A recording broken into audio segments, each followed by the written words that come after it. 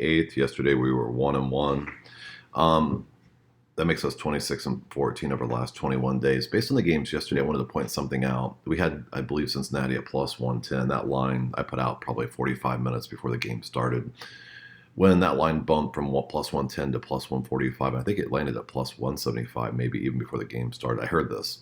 I didn't see it myself. I was actually in the car. But the point I want to make is if you see line movement go plus 30 or plus 40 higher, plus 50 higher in like less than 30, 45 minutes before the game starts, that means there's really big money, obviously, on the other side. That does change the pick. Typically, if you see that, I would recommend no picking the game. That's late line movement. We can avoid, getting a pick that had value. It seemed like the numbers were correct, the analytics and data were correct, and then there's a big shift that kind of changes the perspective. So just something to think about.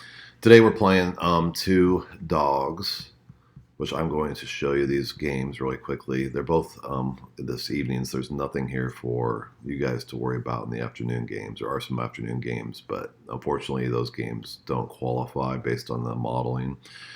The first game we have is the Cubs.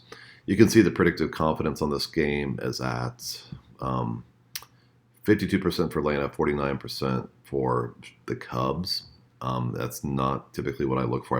You'd like to be like plus, be higher on the Cubs by 10+%. But honestly, there's not a lot of great games. When I broke this game down based on the pitching, the last 10 games, the splits, the road records for dogs are, units for the last month. This one still seemed viable to me. So just so you know, the Passan model obviously also likes Atlanta. It's going to be a close game. The pitching is very, very close. The advantage is Stroman has 24 starts, I believe, whereas this other guy from Atlanta has 4.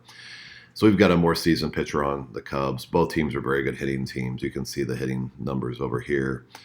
Very good hitting on the Cubs. You can also see down here Atlanta's even better. Atlanta's probably the top offensive team in the league, so Stroman's got his hands full. But looking a little deeper, last 10 games, Chicago's 4-6. Teams that are 4-6 in the last 30 days are hitting 40% at 51 and 78, negative 25 units. Not encouraging, but don't put a lot of weight. Just a reference point. Atlanta is 6-4 at 57% over the last month at 67 and 51 and plus 9 units. You can go down here and see the Cubs are at 52% of the split, which is hitting 50% over the last 30 days at 33 and 33 and negative 7.3 units. Road dogs, this is a road dog obviously, are hitting 43%, which sounds bad, but again, 75 and 98 and plus 4 units. Looking at the pitcher, Stroman has a 1.25 whip. So does the pitcher from Atlanta, which makes this a wash. That whip in that range is hitting 64% at 95 and 54 and plus 10 units. Go to the ERA, Stroman's at 3.88.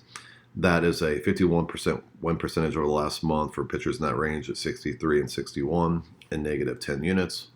Go back down here to the Atlanta pitcher. He's at 4.57, which ends up in the high range at 39% win percentage over the last 30 days at 53 and 83 and negative 21 units. Atlanta does have the home field advantage.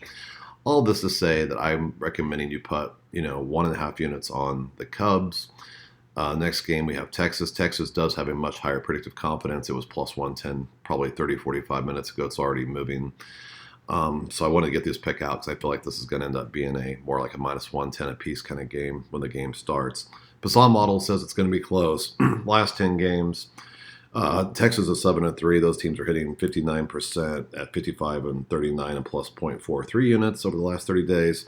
And again, Seattle's another 4-6 team at 40%. So you got an advantage on the Rangers in the last 10, but we don't put a lot of weight in that, like I mentioned. Passan, we don't put a lot of weight in it. It's really the predictive modeling that goes into this.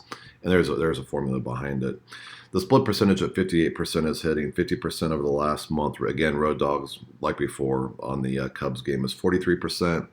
Pitching is really close again, 1.19 for Montgomery. Gilbert's at 1.09. Both guys have good whips. You look at the ERAs, you've got Montgomery at 3.25. Those are hitting 61% at 75 and 47 over the last 30 days, but plus 9.6 units. And then Gilbert at 3.75 falls into the mid-range category at 51% over the last month. I do really like the both these games. I'm going to put basically 2 units on Texas, 1.5 on the Cubs. Frankly, if you want to put 1 on the Cubs or 2 on the Cubs, I don't really have a huge preference. I'm not here to tell you to pick. I don't sell picks.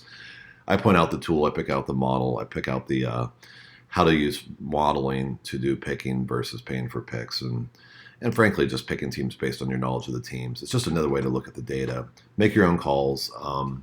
And that's it. Have a good day. Talk to you soon. Bye.